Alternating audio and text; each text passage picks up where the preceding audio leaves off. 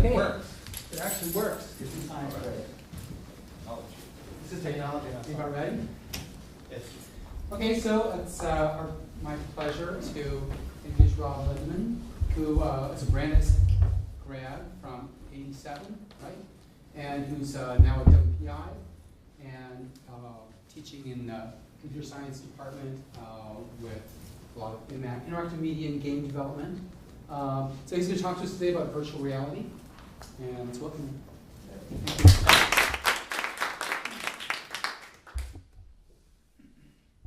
So thanks. Again, if you have any questions, just feel free to interrupt me anytime. This talk is not going to be an introduction to virtual reality. I actually gave a keynote address at the Brazilian Virtual Reality Symposium, and a lot of this talk is actually taken from that. It's kind of looking a little bit forward. So I'm going to show you a lot of cool videos, which I think people like cool videos. So I'll show you some interesting videos that I took on visiting various laboratories. So a lot of this work kind of comes out of looking, as I said, kind of looking forward. There are a lot of things that we can do really well today in gaming and virtual reality environments. And so what I'm going to do is kind of motivate where we should be looking in terms of designing really effective experiences. So I'm going to talk kind of where are we now in terms of the technology and the thinking, where we want to go, or where some of us want to go, and why we aren't there yet, and then kind of give some thoughts about what we can learn by looking a little bit more broadly. So computer scientists sometimes put their head down and try and focus on solving a problem. I look at myself, so I went here as an undergrad, and what I learned when I left and went someplace else is that computer science taught in a liberal arts college is very different than computer science taught in an engineering school. Right? Some of that has to do with history. And I'm really happy that I actually have seen both of those because I can use the scientific method and the engineering approach depending on what I'm currently working on. But I really look at myself as somebody who solves problems. Whether that's a scientific approach or an engineering approach kind of depends. So, as Tim mentioned, I graduated from here in '87. I have to say that the thing that I walked out of here, looking back after a couple years of working in industry, the thing that Brandeis really taught me was how to solve problems logically. Computer science, in terms of languages and operating systems and systems, are all kind of just come along with that. But I really felt that I had a firm grasp of looking at a problem and coming up with some solutions using a logical approach. That really is still in me in terms of what I think a good computer science department should do. Because the systems and languages and everything changes, but it's really the concepts that are going to stick with you. 2 weeks after I graduated from Brandeis, I moved to Germany, and I worked at a German software company building real-time factory automation systems. I got my master's while I was there. It's another lecture. And when I was there, I decided that I really loved to teach, and that I wanted to really get into academia. So I moved back I grew up in Bethesda, Maryland. I moved back to the area. I went to George Washington University, where I did my doctorate in computer graphics and virtual reality. I stayed there after I graduated in '99, and I was a non-tenure track assistant professor. My wife was a PhD student at Hopkins at the time, so we were kind of bound to the DC area. And then when she got to a point where she was free to move around, I looked more broadly, and that's when I got the job at WPI, and we moved up here. Yes? I don't understand what a CD is. It is a PhD with different letters. Different schools do different things. So I don't have a doctor of philosophy, I have a doctor of science, right? So anyway, it's the same thing. Okay, and yeah, so I'm at WPI, which is, in Worcester we have this saying that Boston is much closer to Worcester than Worcester is to Boston. So if you're in Worcester, it's like, Boston's so close. But if you're in Boston, like, Worcester's so far away. Right? So it's a very interesting way of looking at it. Yeah. So as I said, I really have a different view of many things because I worked in industry for 6 years. And I did a lot of UI design, a lot of real-time systems. So we would go into factories, breweries, and chocolate factories, which is really great. And we would automate whatever process that they used in order to make their stuff. So we didn't make it better or worse, we just made it the same. Right? So the beer we brewed was but it was always so that really wasn't our fault. We also did wastewater treatment. Not that much fun. But my time there really taught me a lot about integrated systems development and all the pieces that have to fit together. And I really started focusing on UI design because the UI was really, the user interfaces were really bad. So I was there from 87 to 92. That's 1987 to 1992. And two big things happened in Germany at that time. Can you name what they are? Anybody? Reunification. Reunification, good. And the other one? Fall of the Union, Soviet Union too. The fall of the Soviet Union, but that's not really a German No. name. No. Anybody? The wall. What? The wall. The wall, okay, that's kind of the same-ish thing. The World Cup. World They Cup, won yeah, the World that Cup. was- So I don't know which one of these actually turned out to be more important in Germany, but it was a really interesting time to be there because of this. Since then, so just last couple years, I'm actually the general chair of the big IEEE Virtual Reality Conference, which was in Waltham in 2010 at the Westin, and this year, it was in Singapore, so Waltham, Singapore, very attractive places to be. And so the good thing is that there's this very vibrant community, all these people kind of get along and share their work. Other kind of interesting thing about my path is that I've been able to spend the last 10 summers in Japan, working at various research labs, okay? Academia is a really great gig. So because of this, I've really been exposed to, so what's Japan known for? Robotics, right? And games. So the kind of two big technologies, and nuclear things as well. But these two big things are really important, and they both involve interactivity. So from my point of view, I'm very interested in this experience of whether it's a virtual avatar or a physical robot, kind of looking at this type of interaction. And actually just now, actually in about 3 weeks, I'm moving to New Zealand for a year to do sabbatical at the HIT Lab, which is a Human Interface Technology Laboratory, which is the founders of AR Toolkit. So if you do any augmented reality stuff, if you Google AR Toolkit, you see this name come up. And they've been doing augmented reality for a long time. So for me, it's a little bit of a shift. But AR, I think, augmented reality is something that will have impact, I think, a lot more than virtual reality will in the near term because all of you have smartphones. So I want to show you a little bit about, this is famous research, and you'll see me kind of pop up in this video a little bit. I need, let's see. Someone's getting, the plug is a little jiggy.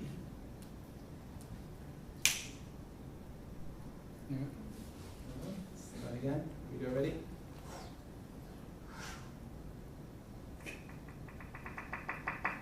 That's good, right? Oops, go back. Whoa, whoa. Oh, come on. I don't understand technology, I fear technology.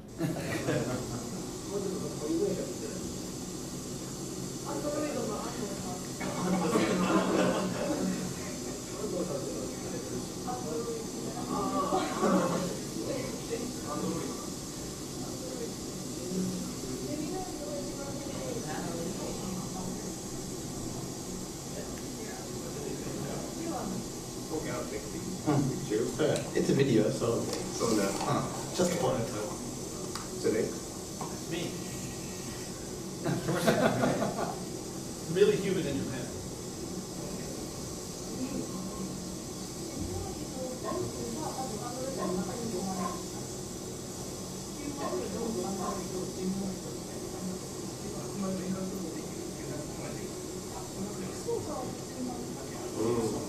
Sexual harassment. So, Sexual harassment, yeah. So that work is by a very famous roboticist named Ishiguro-san. Ishiguro has made a copy of himself, because that's Ishiguro Sensei. So he made a copy of himself so that he could give lectures that were 40 minutes away because he didn't want to drive. And he teleoperates it, and when he teleoperates it, he's got a motion tracking thing. And when he teleoperates it, it moves like him because it actually is him moving it. The interesting thing is when somebody else teleoperates it, people who are in the room with the android can tell it's not him because it doesn't have his mannerisms, right? So this is kind of a really interesting thing. He actually made copies of his children too, which are really creepy. The good thing is you can go in and visit all these places and they'll kind of show you their stuff. So this is a different lab, and these guys are working on children. So these guys have built this child robot, and he's articulated. He has cameras in his eyes that are doing real-time tracking, face tracking. These guys look exactly the same. So he has sensors all over his body, so he can sense where you're touching and what you're touching.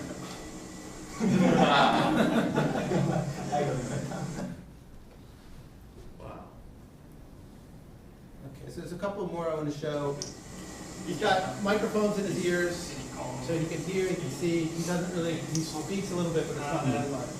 So he's talking about the sensors. And also the tactile sensor. Here, there we are showing the activation of the This tactile is sensor. visualization of all the sensors on his body. You can see they change the color. So each color square means tactile sensor made of the PVDM film, so kind of the condenser. So it reacts to the strain rate, the deformation speed, not the deformation. So you also see like his feet moving. There's this idle animation going on, right? And with the previous Android, you saw the same thing. So she would kind of move and blink and all those things that are actually really important. I'll show you one more of this guy because he's just so cute. Human. And sometimes he interacts with human face. You can see here's on the track. There are two microphones. Yeah. Currently, the we put here instead of the internal microphone outside. Oi, oi, Yeah, it reacts to the voice. oi, oi, oi. Now we don't run the voice recognition program, So, yeah. Oh, I'm sorry. Okay, so this is just really cool stuff. Okay, the thing about the Japanese is they just build stuff.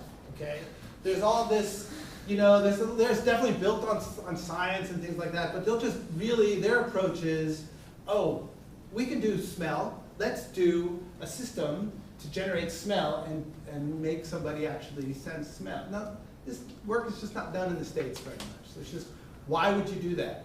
Well, the Japanese do it because they can do it. They just try it. So they're actually, it's very interesting. It's in some sense a really conservative society, very traditional society. And the other half is just like way out there, right? And you see this in all the video games and manga and everything else that you see. So it's a really interesting place. From my point of view, so how did I get into virtual reality? So I've been thinking about VR for a long time. So I love science fiction. I always have had a very optimistic view about the world and what we could potentially do. And then as an adult, you know, I kind of thought about this.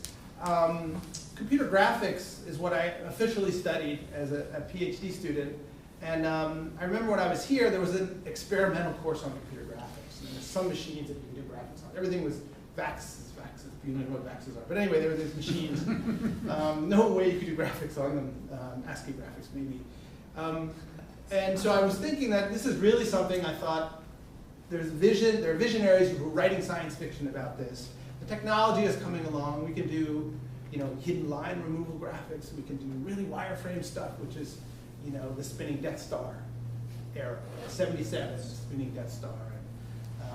So, you know, I saw some potential here, but, you know, you never know how much this is going to take off. So, virtual reality is really the intersection of computer graphics and human-computer interaction. Okay, so it's interactive computer graphics, and which is really kind of where my focus was. I love this science fiction stuff. I was doing a lot of user interface design, so this kind of let me pull these two things together.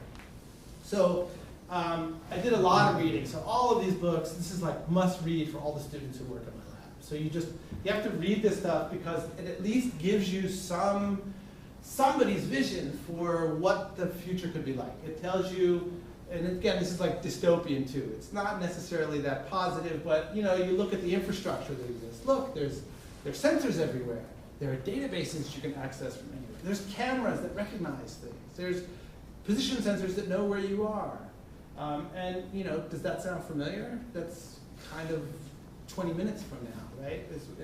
And so if you kind of go through and read these books, you can, and there's other stuff too, but this was a lot of it. And then, you know, the Matrix, right? This was, now we're doing direct, you know, stimulation, a little bit deeper. Existence, which unfortunately came out the same year as the Matrix. If you don't know this movie, it's out there too. But, you know, it's got Jude Law in it, so yeah, bad. So has anybody seen Existence? A couple of you. So it's really kind of weird, right?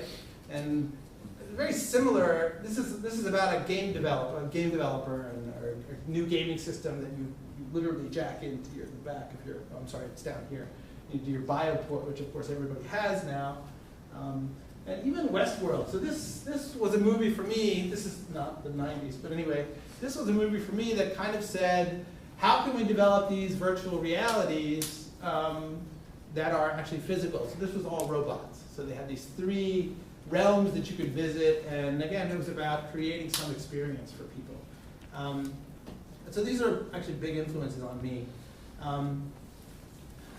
So back in the late 80s, early 90s, there was a lot of hype about virtual reality, how it was going to change everything. Okay? It was going to change the way we have sex, change the way we learn, change the way we shop, meet people, everything. But it hasn't really made the big inroads that everybody was hyped about. Technology has been lagging a bit. It's still expensive to wear the head-mounted display. You're still going to shell out about, you know, $600 for anything that's halfway decent. The usability is still an issue. So you have these things on your eyes. So now what are you going to, I mean, how are you going to touch other things? How are you going to interact? You can use a keyboard. You're not going to be able to see it anymore. You're going to be driving a car. You can't really use this stuff. And then there's no kind of, this notion of a killer app is still really important. And what that means is there a compelling reason for me to do something in a virtual environment that I can't do better, more efficiently, more cheaply on my desktop or on my laptop, right? And that really hasn't happened except for some niche areas. So some medical surgery stuff, some military training. There's now a lot of stuff in phobia therapy. So have some people go up on really high virtual buildings instead of high physical buildings. Fear of flying, put them in a virtual aircraft, you can control the environment. There's actually been some really good success in this. Video games, however, are a really good driving force. Okay, and I'll come back to this in a little bit. So my long-term goal in my lab, which is called the Human Interaction in Virtual Environments Lab, is to try and make virtual reality more usable. So make it such that we can do real work and not have one guy with the head-mounted display on and another guy at the console making everything work and loading up the models and everything else, but have this be like a single-person thing that they can do. And the other thing that kind of sets my lab apart is I'm really looking at all the senses. So I'm not a graphics person only anymore. I've done a lot of research in sound. I've done a lot of research in touch. Just started doing some smell research about a year ago. And what we're looking at is kind of combining all of these sensory stimulation together in a way that makes sense for whatever the application is. Okay? And then doing rigorous empirical study to figure out the impact of each of the combinations that you can come up with. Okay? But again, like the Japanese, we're just building a whole bunch of stuff. And then we're evaluating it, though, rigorously using controlled studies. Okay, so this is really nothing new. So this guy, Morton Heilig, in 1960 came up with the Sensorama. This was a motorcycle ride that you sit down, you got your hands on the thing. It had 3D, wide vision, had motion, so the seat rumbled. It was in color. There was stereo sound. He had a smell generator. There was wind. There was a little fan. And all this stuff he was doing, and you could actually sit in it and do this stuff. Okay, but it was very limited in all of this. It was obviously very limited. But putting them all together, it didn't matter that the graphics were so bad if you could balance that out with wind. Or, you know, you can get away with lower resolution if you have more types of stimuli that you're giving. Okay, so this is kind of the takeaway from this, is that it doesn't do any one of these things really well, but the overall experience was actually pretty compelling, especially for the audiences who weren't as sophisticated as you guys are. One of the things you have to do is define terms. So So one of the first things I did was kind of struggle with this idea. This was for my dissertation, is to figure out what virtual reality is. And my working definition at the time, and it's just extended a little bit, but this has actually held up pretty well, is that virtual reality is really fooling the senses into believing they're experiencing something that they're not actually experiencing. Okay? And this doesn't say anything about interactivity, it doesn't say, so a lot of virtual reality says, oh, it has to be interactive. But really, as long as you can fool somebody, and this is a little bit of suspension of disbelief in some sense, and to be effective, a system at a minimum has to have these characteristics. You have to have really good rendering, and rendering in the general sense. So I have to do audio well, I have to do haptics, which is touch, I have to have really good graphics, I have to have good content, so I have to have very high resolution models, and good voice acting, everything. I have to be able to track stuff, which is still a really, really big problem. The Kinect has helped stuff a lot, but it's still a really big problem, is tracking things. I have to be able to do collision detection of a lot of objects, right? To be able to know when things hit other things. I have to have some way of interacting, so on the desktop we have windows and a mouse. What's the equivalent for somebody who's immersed and they're walking around and they're maybe pointing at stuff? So now I have to track. So how do so if I'm here and I want to select you, so who am I pointing at? Well, if I just shoot a ray, there's a couple people who the ray would intersect. And so how do I differentiate between these couple people, right? Well, I could walk over and say, no, it's you I'm talking to. Or I could say, hey, there's two of you. And then the guy in front's going to be like, And the guy in back's like, And say, yeah, you. So we could do some sort of dialogue. There has to be some way of kind of different, and that's just pointing. All I'm doing is selecting, right? On the desktop, selecting is no brainer, but you add this, immersive world, and suddenly it becomes a problem. And you can do it like we do in the real world, have somebody go over there, but why? I mean, it's magic, it's virtual reality. You don't want to have to constrain yourself to the real world. Okay, am I good? Everything's okay? You guys still with me? Yes. Your two definitions of virtual reality are different, though. Yes? One you said was tricking the senses, and the other one was the intersection between computer and computer interaction and the other thing. And Graphics. And Yes. and I don't see how the first definition has anything to do with robots, for example. So I'm looking forward to when we get to that in your talk. So, from my point of view, in the early 90s, I looked at it as I can study computer graphics, or I can study human-computer interaction, or databases, or something. But within computer science, you got to choose. What are you? Here's the faculty. Here are their specialties. What are you going to major in? Who's your advisor going to be? What are you going to do? And from my point of view, I really want to do HCI and graphics. And there was some talk of VR, and my advisor at the time was heading in the VR direction. And so I realized that you really need both of these. So from an academic point of view, it really is the intersection of these two disciplines. But from a kind of philosophical approach to the field, not looking at these restricted names in computer science departments, it's really looking at this. So one of them is more of an academic thing, the other one is more of a researchy thing. No? No, okay. How the VR would have detected that I was actually just spazzing out and not actually. Yeah, we have to have a dialogue.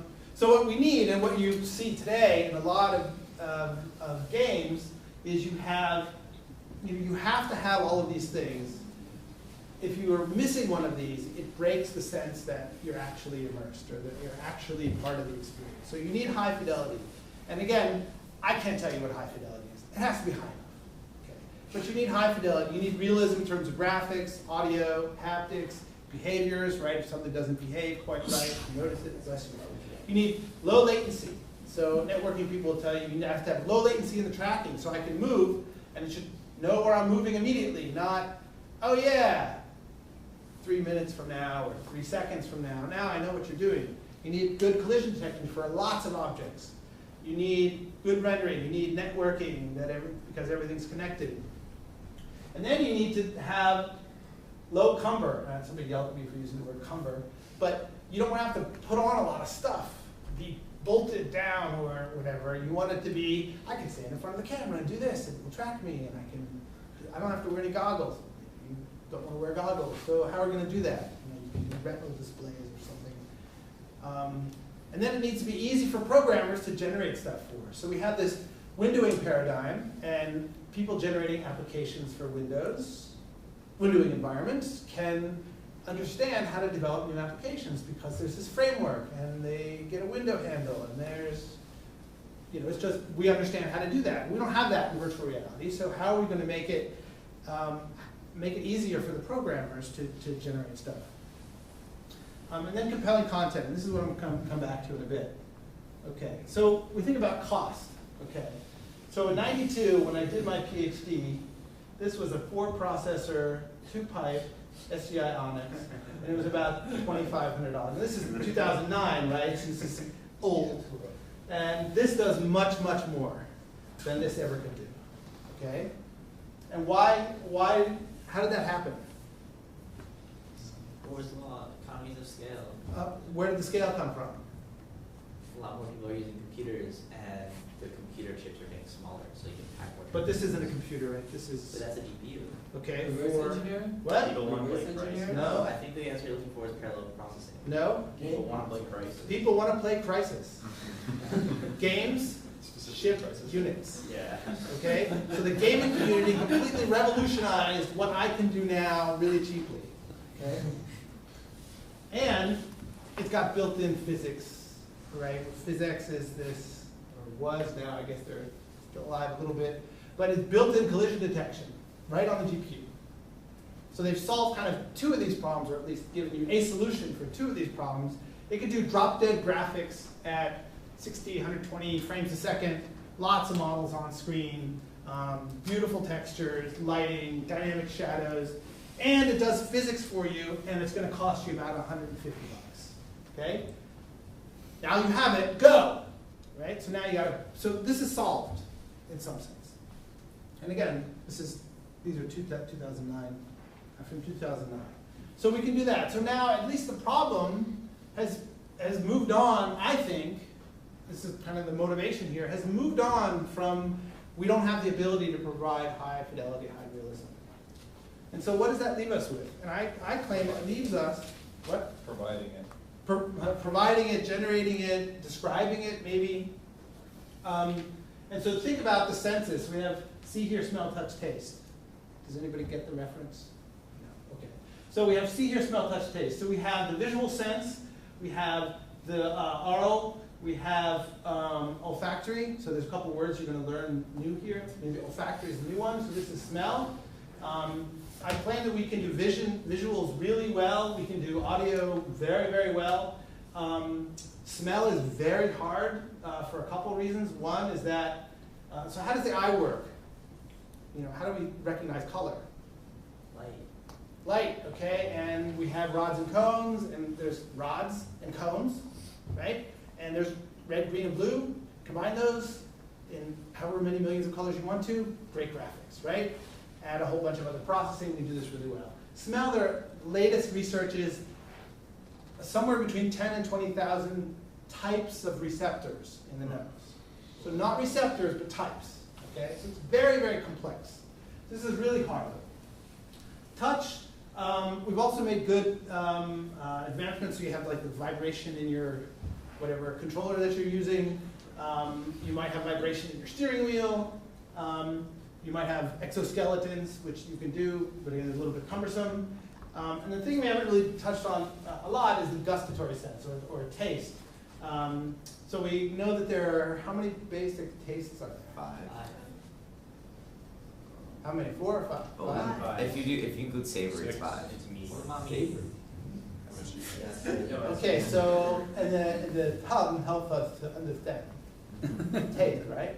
So how many different types of sensors are there on the tongue? We don't know. We don't know. The latest research says there's one, but they're tuned differently in different parts of the tongue. So, And then your smell matters. and then smell matters too. So taste, we've got to solve this one first. Okay. So anyway, taste is really tough. And it could be limited, right? You can have like a taste sensor somewhere And then there's teletaste. Lollipop.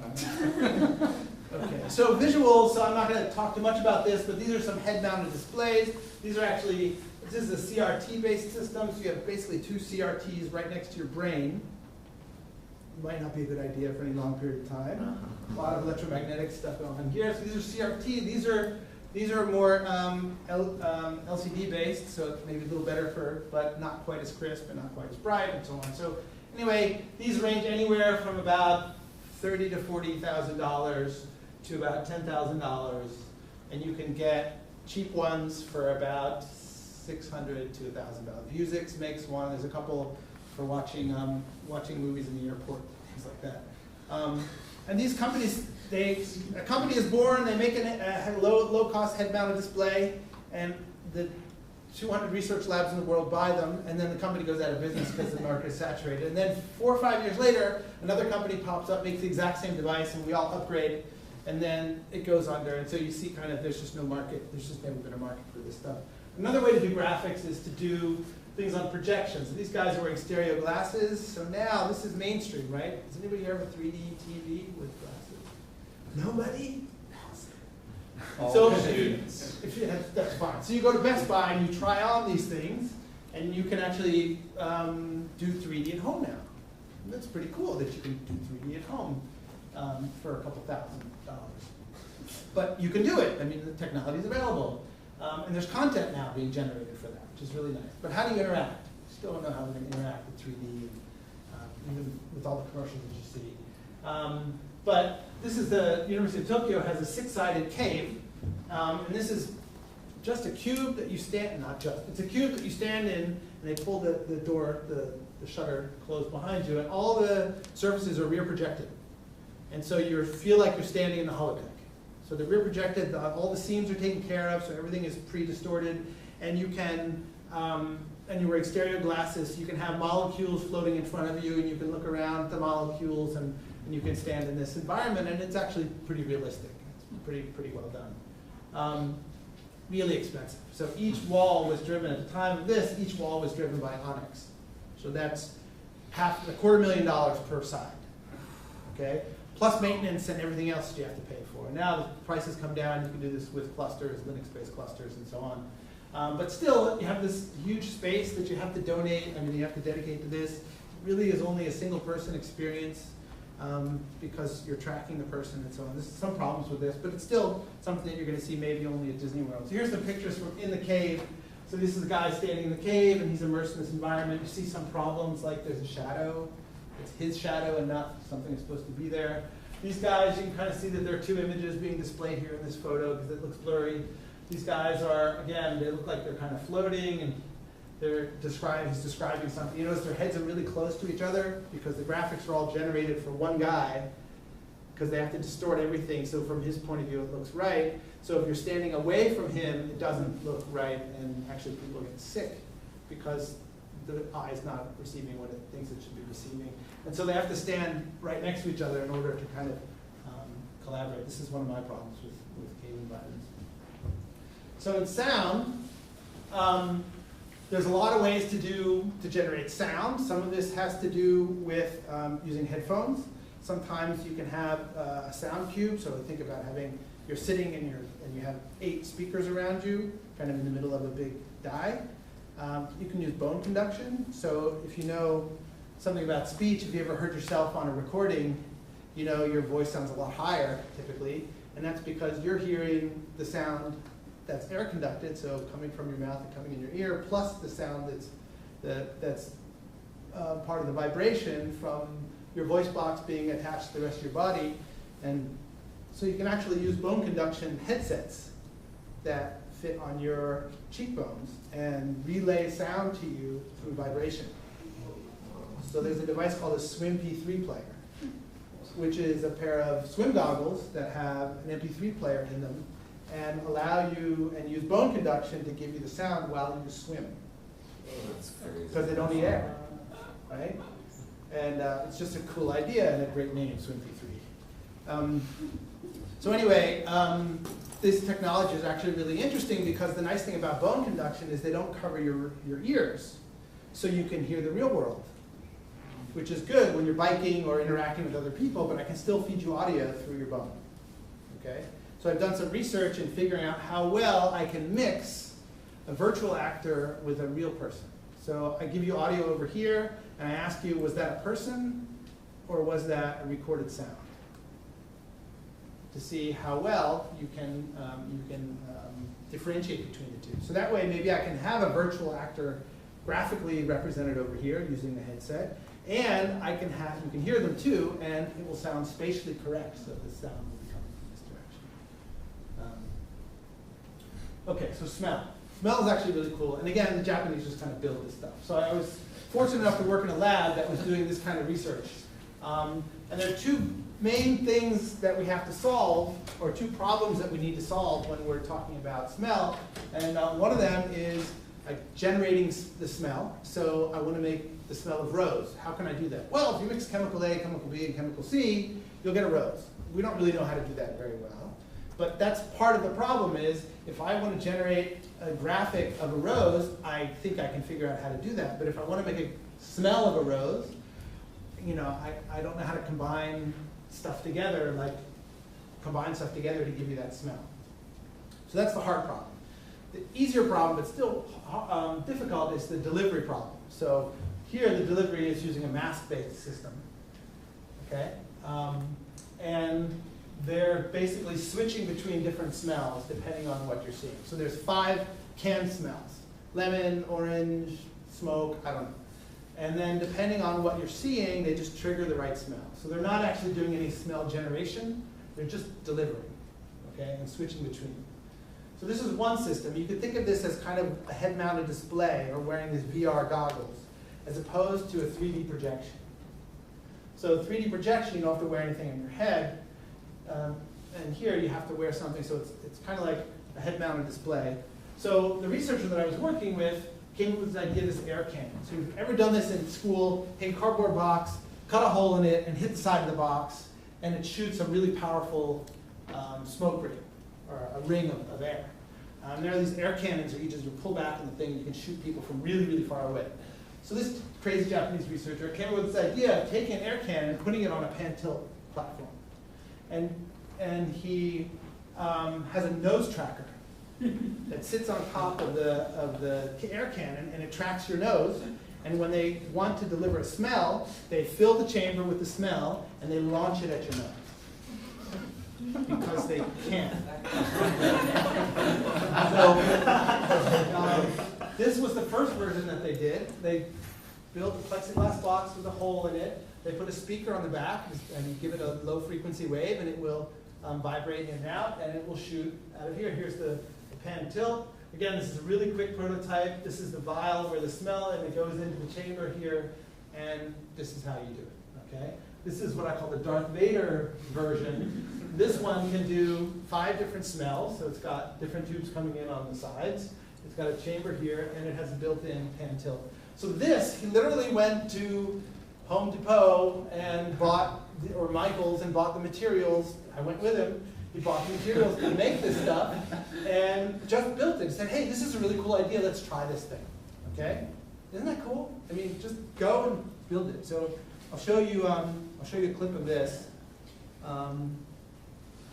possibly.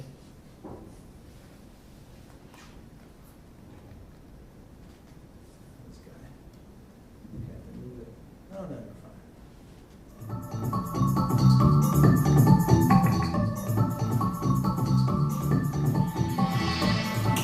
This was not pan tilt now. This was just, let's try this thing. So there's a little actuator on the back of this rubber sheet here. And you see it kind of kicking the rubber sheet, and that would force the air out in front. So now you can see they have this little camera here, and it's tracking her nose. It actually moves around. Moves around her nose.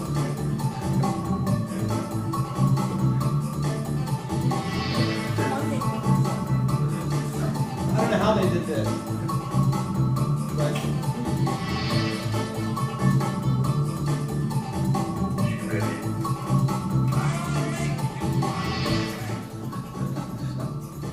so then this prototype allows you to, this is the Darth Vader one, you can actually switch between the different sensors.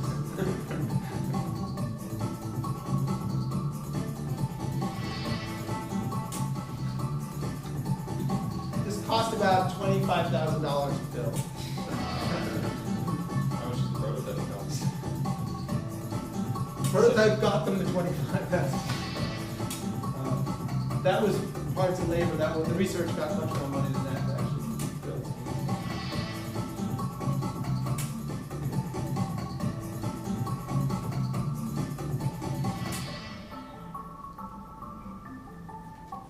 Okay, so this was at the lab I worked at in Japan.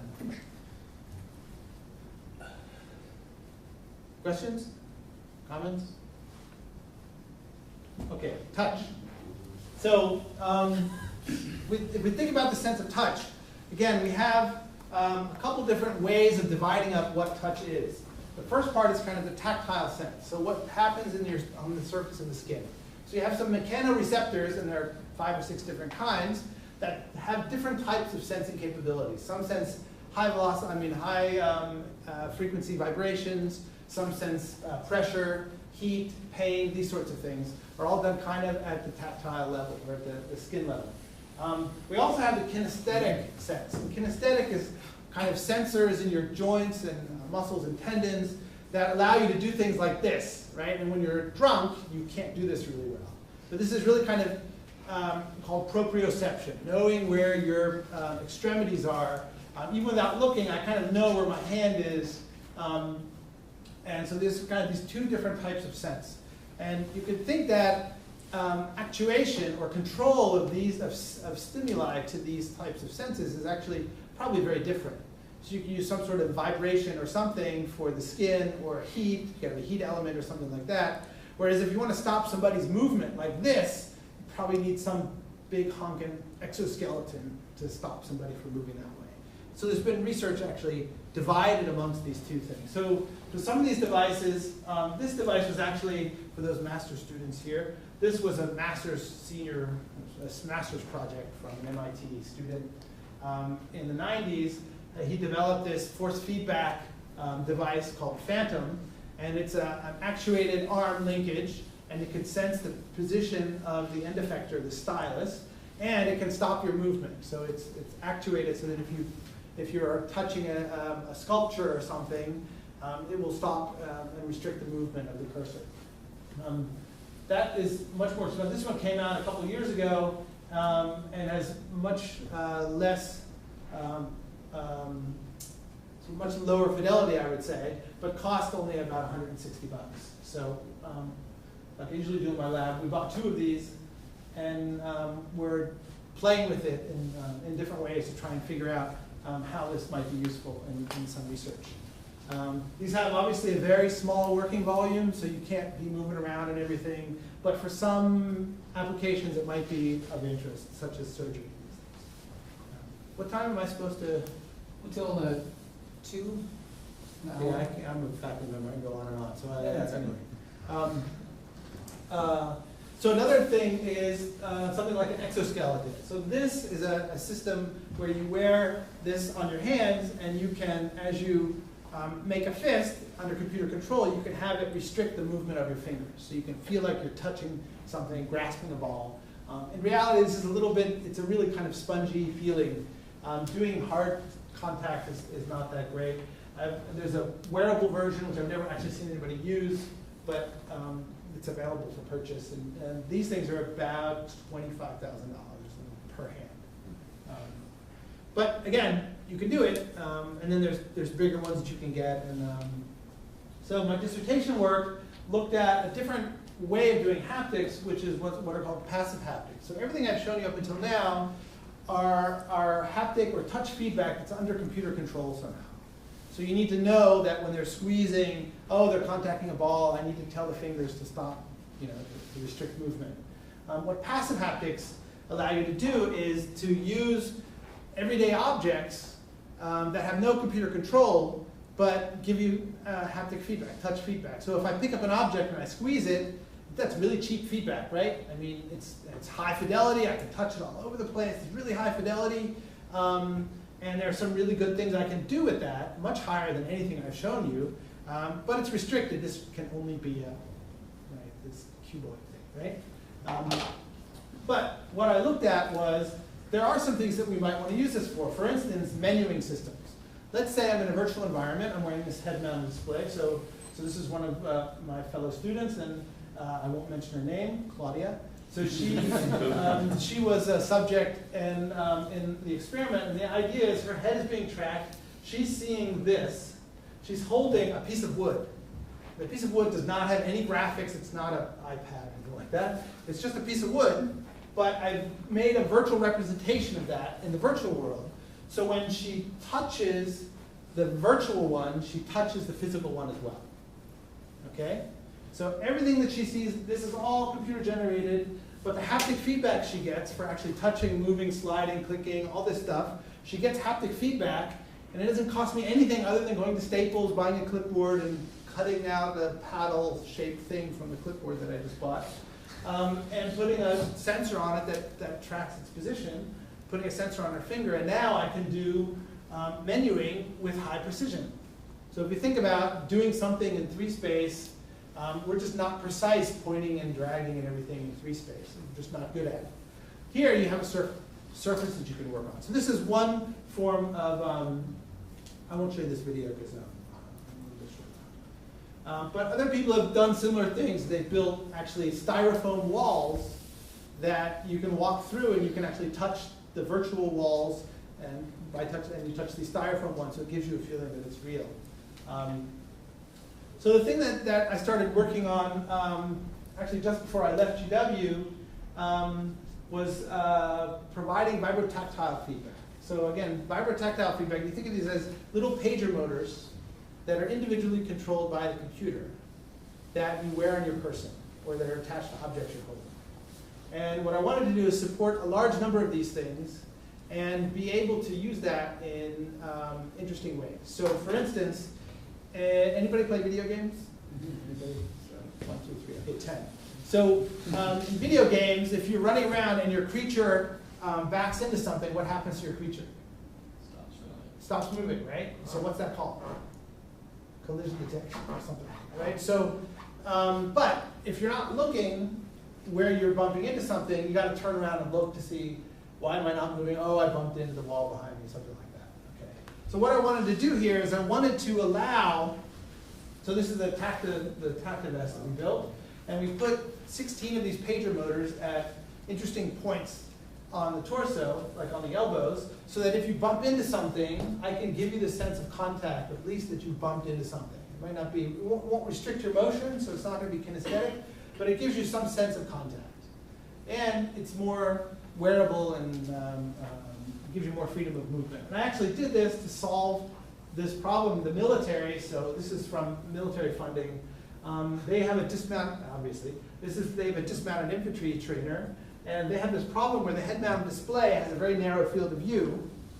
Okay, so when the soldiers are trying to do building clearing, they try to go into the room, and their shoulder actually, their virtual shoulder touches the virtual door jamb, and they're not moving. But in their view, they don't see the door jamb because they don't have a wide field of view. So the soldiers are getting stuck on the door, and they don't know why they can't move forward.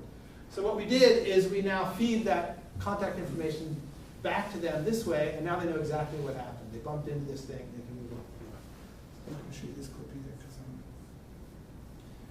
Okay, so jump forward a little bit, and this is now at WPI, and I built this thing called the Tacticage, and this is a 2-meter diameter space that is tracked, and Anakin it has a head-mounted display. He's got the Tactivest on. It's been expanded a little bit to do the legs. He's got a hip-mounted WASD controller. Remember gaming? So WASD controller allows you to move, and it's a left-handed one because gamers know use your left-handed WASD. And I mounted it on a belt. So usually it's on a desk. I mounted it on a belt. So now you can actually do WASD while you're moving around. Okay? And the good thing about that is your other hand is free to do other things like, I don't know, hold a weapon or something like that. What we've done since then is actually mount fans around this device. We actually have motion capture cameras on this framework. So now we can do visuals, sound, we can do wind, we can do touch using the Tactivest. Tonya, one of my master students, has put scent diffusers behind some of the fans now. So now we can do smell, all integrated into one system, being driven by a game engine. So we've integrated this into a game engine. So we have really good content, really good graphics. We have, and so what we've done is added the other senses into the framework. And we built 2 of them. So now we can do multiplayer, multi-participant research, and to figure out how these people can interact with each other in kind of very immersive, what we consider a very immersive environment. Okay? You come out, I'll give you demos. Okay, so this is actually the meat of the talk. If you think about it, we're actually at a good point now in terms of being able to deliver pretty good fidelity feedback to a participant. Now, it's not the same as reality. We can't do all the smells that you can do. You don't have total freedom of movement. But if you look at movies, we have a lot of things converging here. We can do very good crowd simulations. A lot of movies now, all this stuff in Lord of the Rings, it's all generated. Batman, there's a whole bunch of movies where all the crowd scenes are generated, and they're fairly realistic, and maybe it's not the foreground motion, but at least you have interesting stuff happening in the background. We have new interface devices, so the Wii came out that kind of changed a bunch of stuff, and Sony Move, PlayStation Move, and now the Kinect, and Nintendo announced some new stuff that's coming out. So we have we're at a place where we can generate a lot of this stuff pretty cheaply, and we have game designers. So instead of doing programmer art, we actually have game designers and game artists who can make really good content, right? So we can make things that look maybe indistinguishable from reality. The problem is this: the real world has integrated multimodal rendering. It has really good physics. It's near infinite fidelity. There's a massive number of objects and players that can all be handled this. There's minimal lag going on. Okay? But this is really what the goal is, right? We want all of these things, and we don't want to pay anything for it, right? This is the problem. Reality is just too good. So this is a real problem. Okay. So the thought here now is kind of leverage some of these things that we can tap into from the real world. So we think about this. Because the real world gives us all this great stuff, we should just use as much as we can from the real world. So if we have infinite fidelity in visuals, then just overlay your graphics on top of the real world. If you have really good audio, just use the real world audio and then overlay what you need to. So this is going towards augmented reality. So you're really adding stuff in. It's not by any stretch an easy problem to solve. So it's like, it's really easy, you just capture and then you just mix it. It's a really, really tough area to work in, and there's very, very interesting work going on. There's a whole subfield, or a whole field, parallel to virtual reality is augmented reality. We all get along, so it's actually really good. We all go to each other's conferences and everything. But it's really tough to do. So how do you match the shadows of a virtual world to what you're capturing from the real world? How do you get the colors to look right? How do you get the voice to come from the right place? So all these problems, they're different problems, but they're really tough problems to solve. So what I'm really trying to get at now is to look at this notion of kind of beyond the perceptual thing. So to get back to my definition of virtual reality, the senses can sense stuff. But let's go a little bit beyond that and think about kind of other things like anticipation, expectation, previous experience that people have. So let's go beyond kind of the perceptual stuff and try and tap into what you guys can do really well, which is imagine stuff. Okay? So if you think of it, you can also plant new ones, and we'll talk about this now. The idea here is to prime the user. Before you actually let them experience something, you prime them. Give them backstory. So that their minds are really, really looking forward to accepting whatever you tell them. Okay? Sounds really dystopian, but you're really trying to get them ready for what you're doing. You want to remove any distractions. There shouldn't be any cables that you bump into or see behind the curtain type stuff. You want to kind of remove that stuff to try and not break the experience. So we'll look a little bit deeper at these two. Okay, so can you think of any examples of where this is done successfully, where you prime somebody and then let them experience something?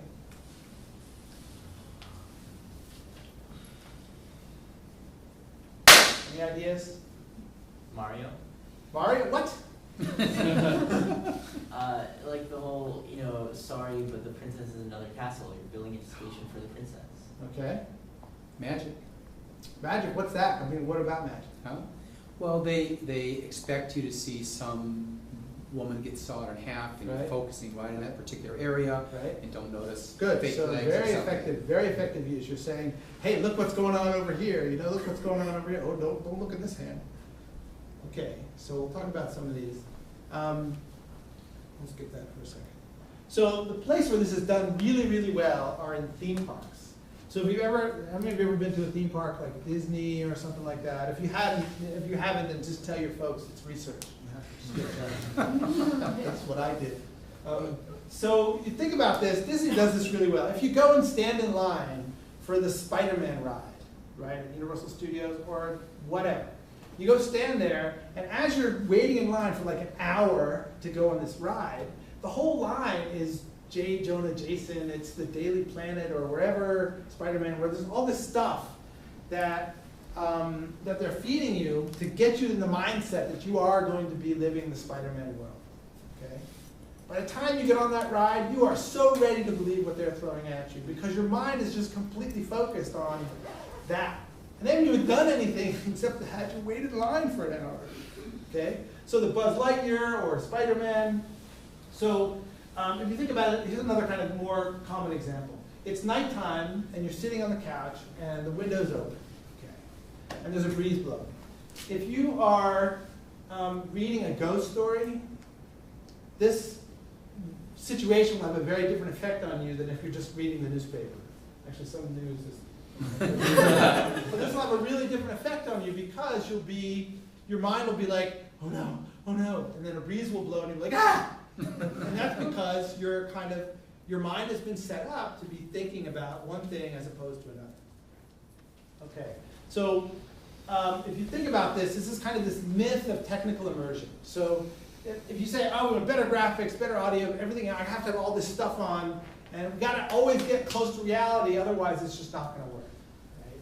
So this is really a myth because there are lots of times where you're on the train or you're just reading a book or something, very low fidelity, and you'll just be startled by something. You'll miss your stop, or something will happen, and it's because you're so immersed in the book, right? And so you don't really need it. And film is the same thing, right? You're in this film, it's dark, and if it's done really well, and there isn't someone talking behind you, again, it breaks the whole thing. You can really be transported by this relatively low tech, these things. So the idea here is, and filmmakers know this, is what they're doing is they're tapping into your mind. And effective experienced designers will do this. So have you seen this movie Alien? It's an old movie, okay? For me, one of the scariest movies ever, right? You never actually get to see the alien until really late. You see the shadow, and you see the goop, and you see the dead bodies and other stuff, but you never actually get to see the alien until relatively late in the movie. But you're scared stiff because you know this thing's there and it's going to jump out at you and so on. And what's been done there is they're giving you just enough information for you to get really scared. Now, I would argue that each one of us has a different idea of what the alien looks like from all this stuff. And that's okay. We're all still the same scared as the other person, but we have a very different view of what the alien's going to look like. And what that's doing is it's tapping into everything that personally I'm scared of, or that I remember from my childhood, or I just came out of this other movie, whatever. And it's tapping into that and giving you just the right cues. And I think that this is really what we want to do. And so we had a kind of a talk about this. This really great place called Dagstuhl, which is in Germany, and it's funded by the German government, and they have 50 seminars a year on all topics in computer science. Have you done one before? I mean, it's just fantastic. It's a great place to go, and they pay for everything. And there's no locks on the doors. Everybody can, it's just kind of all trust. and they talk about something really intensely for that week. It's a week-long thing. You can't leave in the middle. It just happens. It's in the middle of nowhere, so you don't want to leave anyway. It's in nature, so you can go walk around. So they did one of these a couple of years ago, and a lot of the big people in virtual reality were there. So this is Henry Fuchs from Chapel Hill. This is Sabina Kokio. She's a big graphics researcher. See Henry Fuchs. Henry Fuchs, yeah. I think he's Sam Fuchs' dad. Sam Fuchs just graduated. Yes, I think Wow. so. This is Carolina Ruiz. Carolina Cruz Nieras. She invented the cave, and her husband. He always gets introduced as her. This is Ramesh Rashkar. He's at MIT. He's a big computational photography guy. He used to be at, so a whole bunch of really, this is Steve Feiner, right? Steve Feiner reviews the book. Mark Monet is director of Disney Imagineering, which is like God. So all these people got together and just talked about virtual reality, what are the future directions, and things like that. And it was a really great time. And one of the things we came up with is this breakout group on priming the user experience. So the idea is to plant the seed in somebody's mind before they have this experience, just like Disney. And again, the Disney guy was there, so he was a big participant in this. So when I invite people to my lab, I say,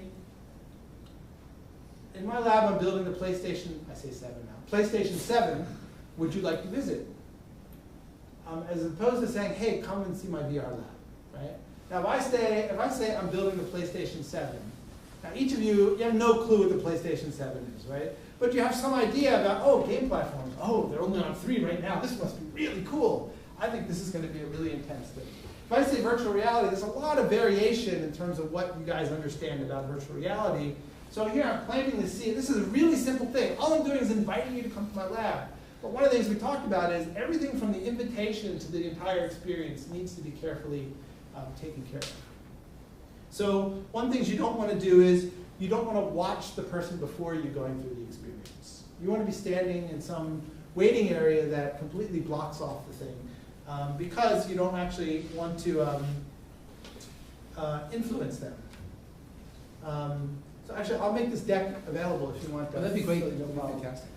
There's a lot of stuff here, but at lunch we were talking a lot about game design. I'm sure We can go into the 10 minutes, I think. you guys okay? Is that okay?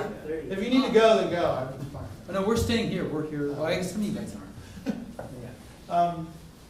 Yeah, I just have a lot to say.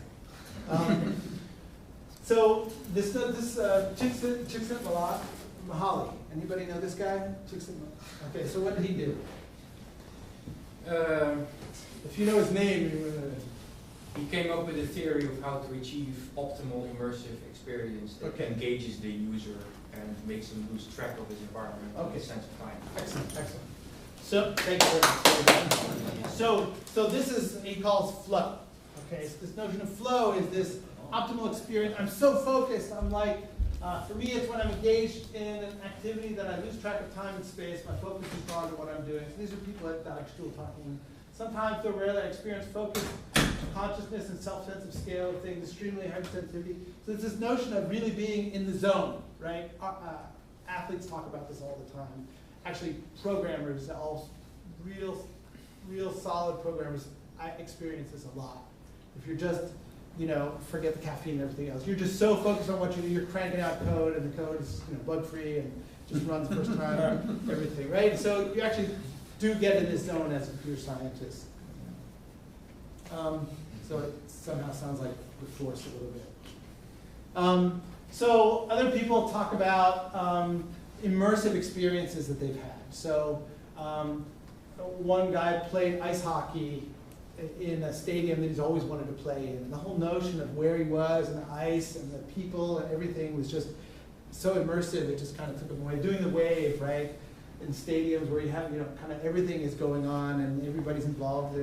There's laughing, there's motion and sound and visuals and everything going on, seeing the wave and everything. It's kind of intoxicating. So here's where this notion of multiple senses in concert comes up again. Okay, so the summary here really is we need to think really carefully about this notion of controlling the experience as much as we can. And again, theme park people really get this. So you want to plant the seed about what you're going to show them. You want to give the best possible experience. So if you ever tour somebody's lab and they're apologizing for things, oh, I'm sorry, I do this all the time, by the way. So, and then, oh, I'm sorry, the tracking doesn't work. Oh, I'm sorry that the left eye doesn't seem to be working and stuff. You know, that stuff will just kill the experience. So everything has to work. Everything has to be kind of the best that you can provide. Remove the distractions. So in my lab, we have head-mounted displays. We have cables hanging. I mean, cables are just terrible. I've been trying to remove all the tethers. It's just really tough to get low latency, high fidelity visuals wirelessly. And so anyway, I have these cables, and you bump against the cable. It just kind of kills the experience. And then kind of don't let the next person watch. If you watch somebody putting on all the stuff and everything, you're priming them in kind of a negative way for getting in. What you want to do is to just have the whole thing be fresh. Or even better, just blindfold them or put them in a dark room and then suit them up and then flick it on. And there's some other kind of interesting ways, interesting things that have been done. So part of my spiel is that I think that we can do, in VR, we focus on technology. So what we need is really good technology, and we need good content. And I think the VR field has been focusing way more on getting the technology right, and really not enough on getting the content. And so the nice thing about where I am is that we have really good. We started this game development program, which now has really good game artists and game designers and storytellers who know how to work in interactive fiction and so on. And so I don't want to make programmer art anymore for my virtual reality experiences. I want artists who know how to use Maya and ZBrush and everything else to make the best models they can and design, make really good content for me because the technology is already here. So, so what you really want is these multidisciplinary teams, right? You want just kind of a no-brainer, kind of Brandeis too. Okay. That's about it. I think that's about it. Final thoughts.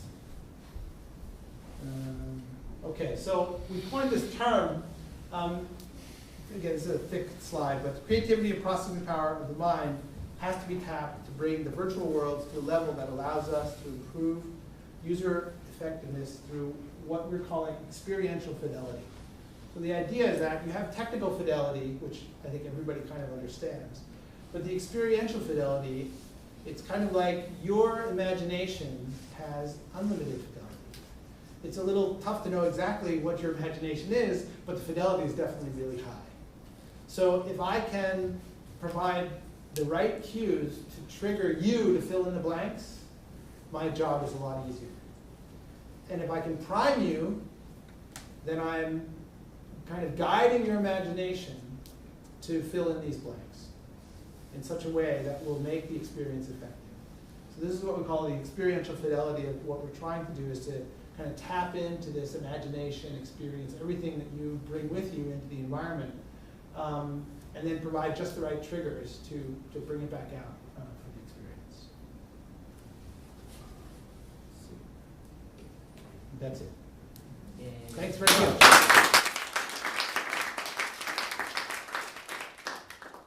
think we have a few minutes for questions.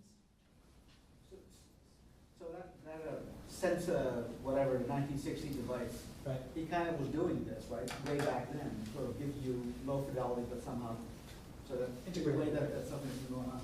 Yeah. The other question I had along the same line is, do you find that the viewer expectation changes? And nowadays, people watching 3D movies or playing very fancy video games are going to take much more priming to persuade them than it might have taken 10, 20 years ago.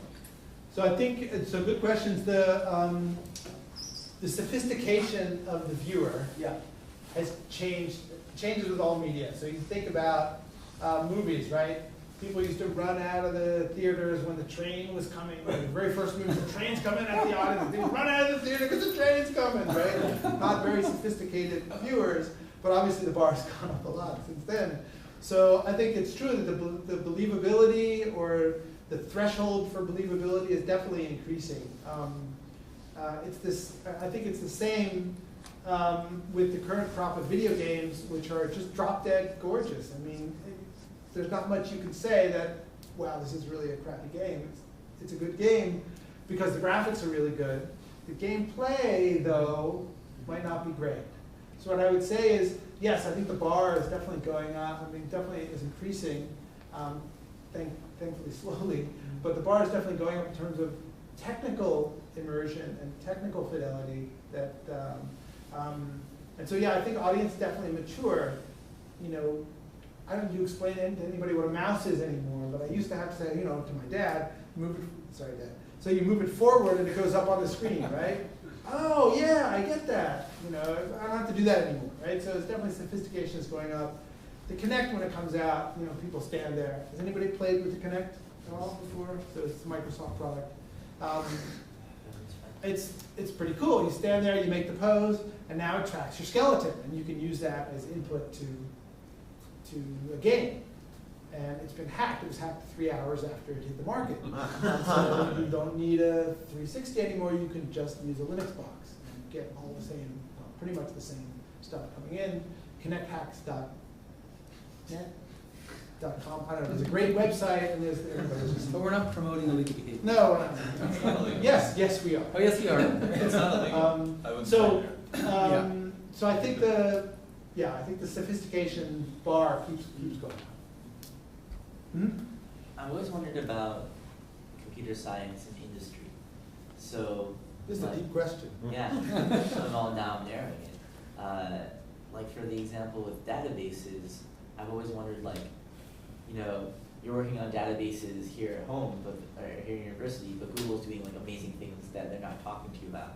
How do you interact with people in business who are doing the same thing with possibly more resources? I guess some of it is a motivation question. So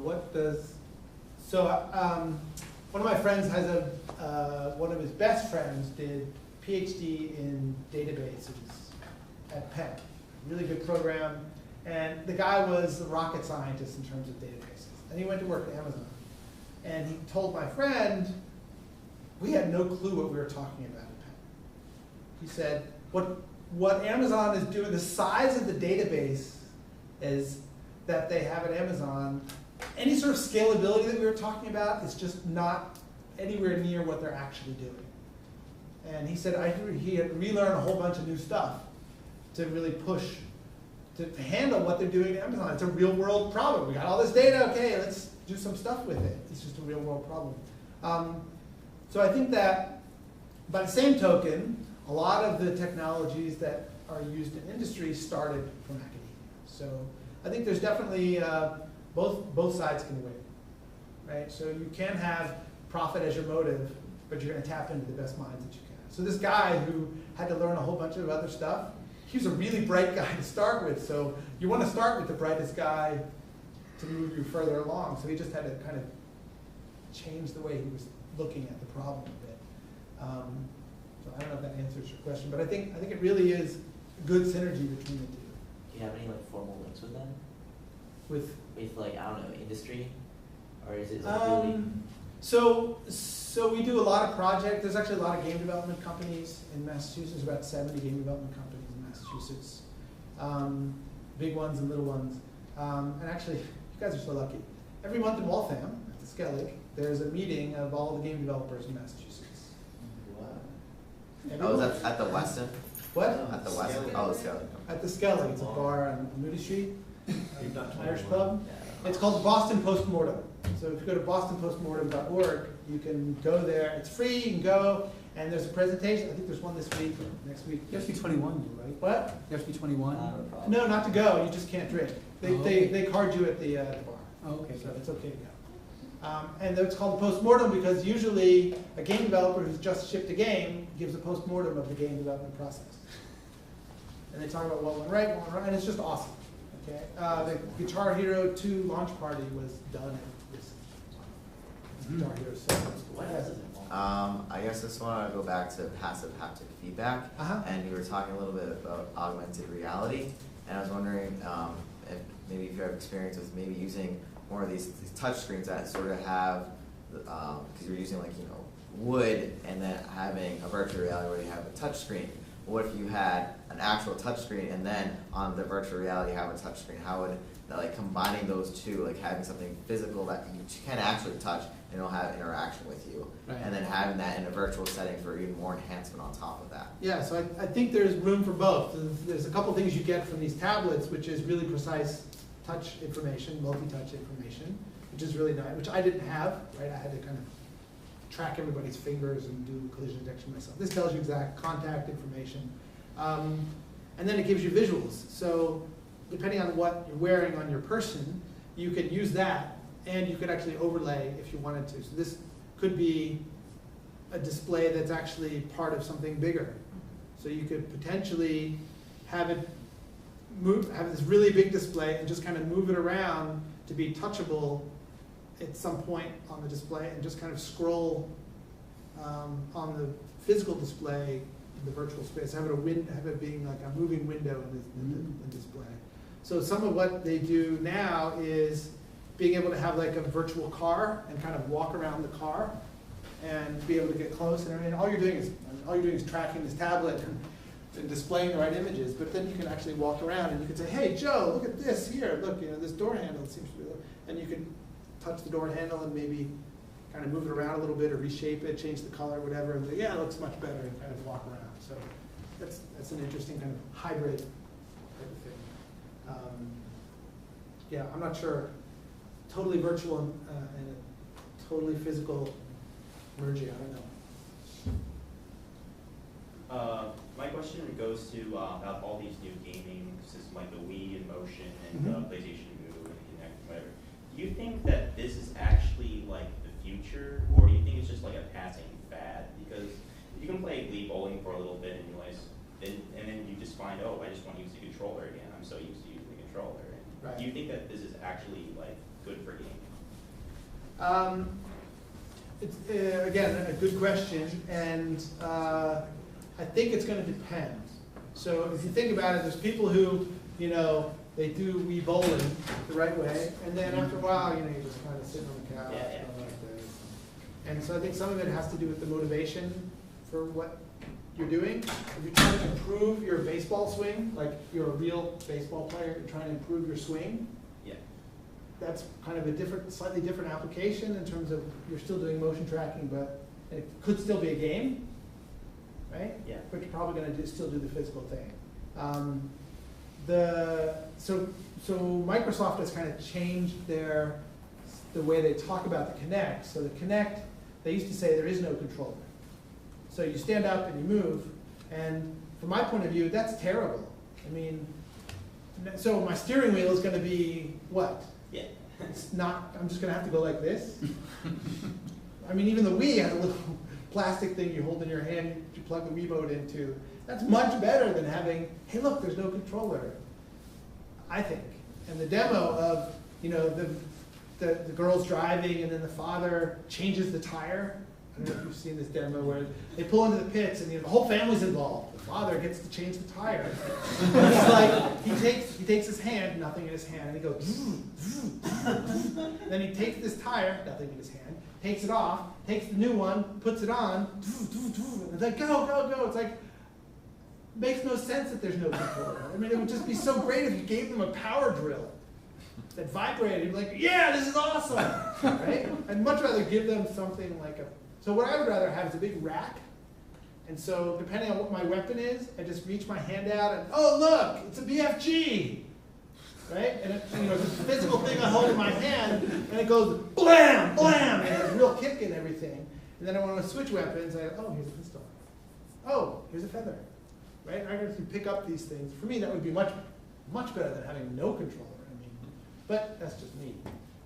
So I actually think that, again, depending on the application and depending on, I think it'll be somewhere in the middle, right? I think you will, this full body motion tracking is very cool.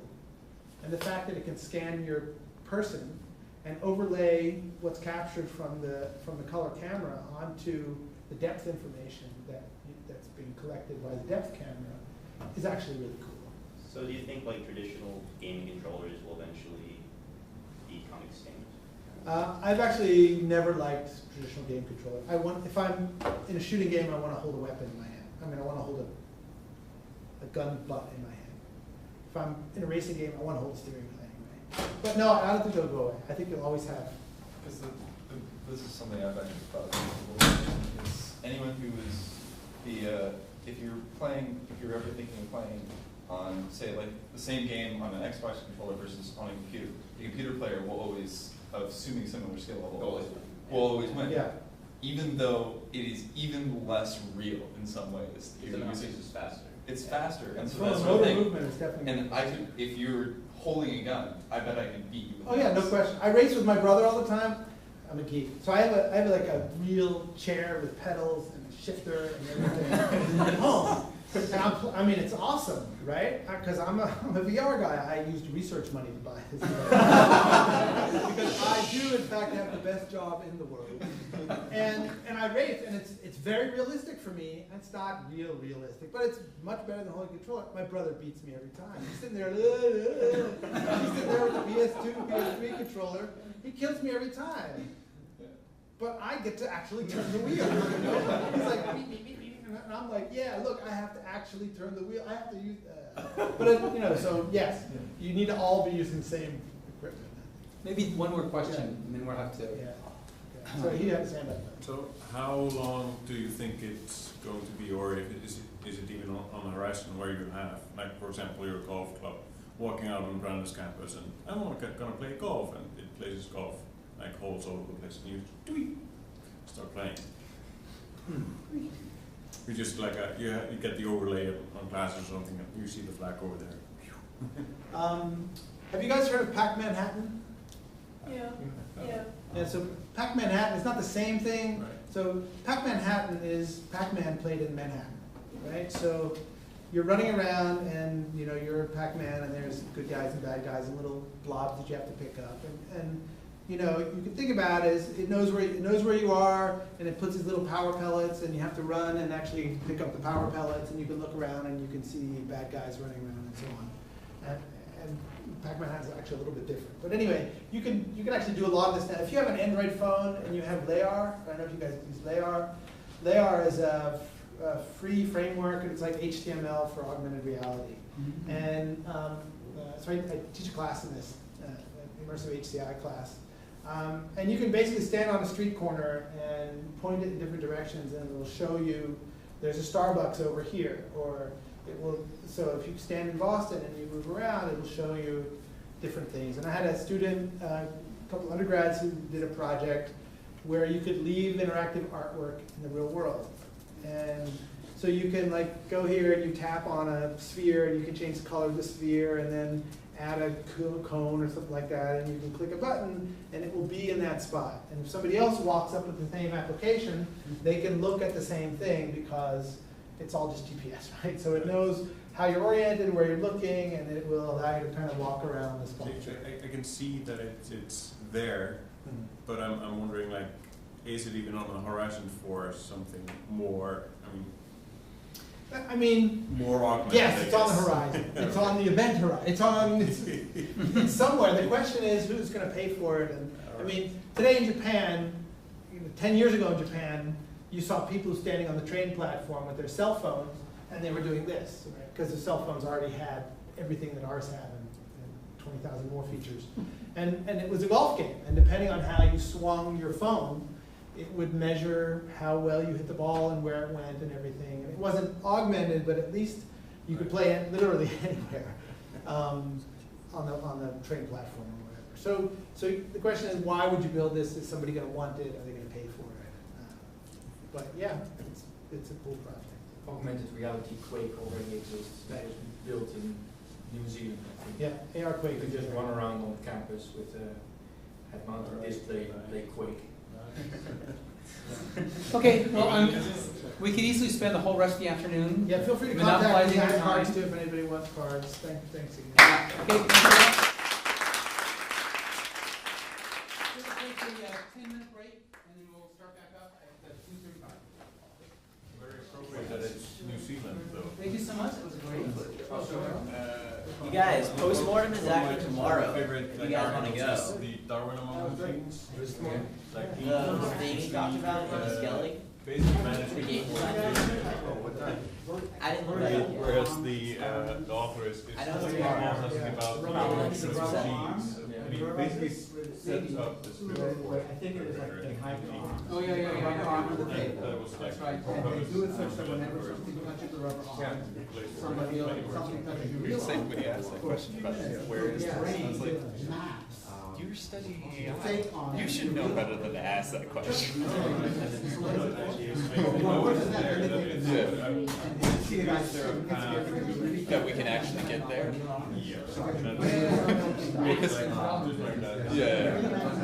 Yeah, well, I mean, a couple years ago, I saw they were doing a game like it was like probably like an Android or an iPhone or whatever, and they just like had like sort of tabletop thing, that sort of thing, tabletop, and wherever you're looking at the tabletop through your phone, it's the overlay thing, and you could be shooting at the things that are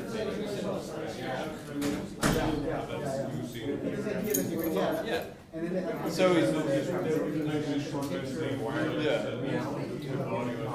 I remember the name, but I'm brain. it's a big step. Yeah. There's more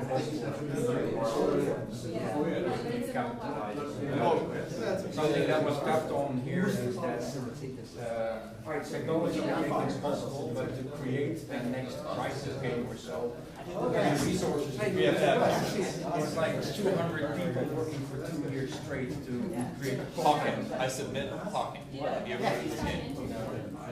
9 people. It's a 9-person game. This is something that people in the industry I don't know. it's a new like MechWarrior style. I don't know so much 9 about people. that. 3 of them are interns. I think I saw a video. Yeah. That sounds like a really perfect job. Yeah, he's a general manager there. But tools to make those yeah, if you ask yeah. It seems to be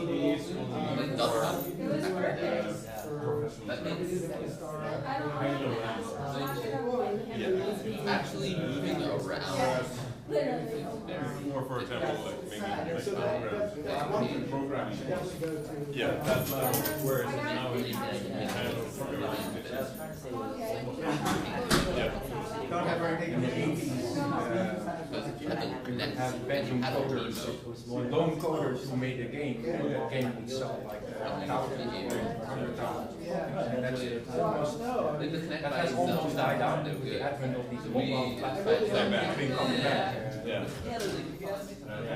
tried to make my first game. And I'm kind of 6 years old. sad I that made like a people business that card on a car, and then we had no idea why I didn't make a car. That's how simple it is. Because I remember Well, that's what a feature was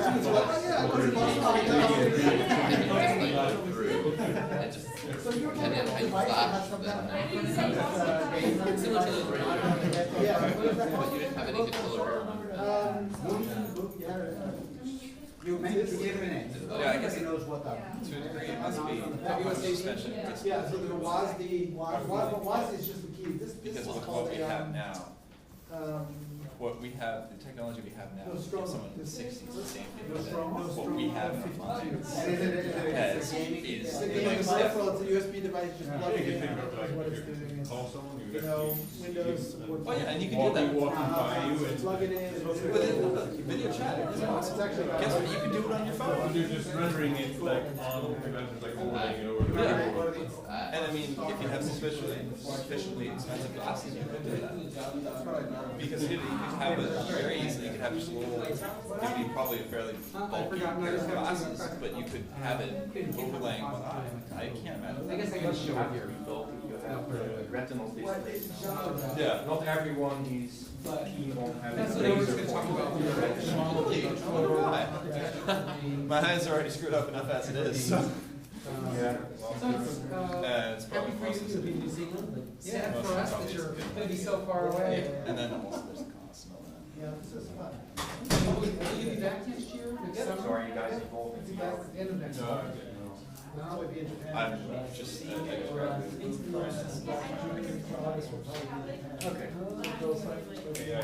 I don't have to decide. I don't have to decide. I don't even ever have to decide it.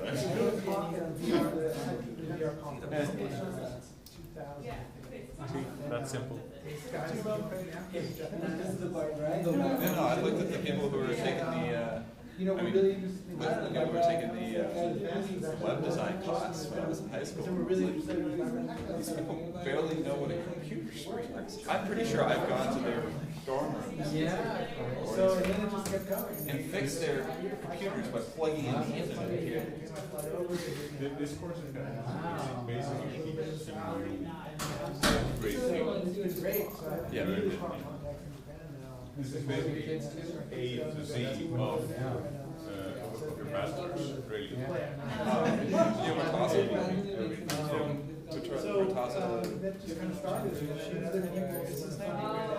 He did the JBS with me last summer.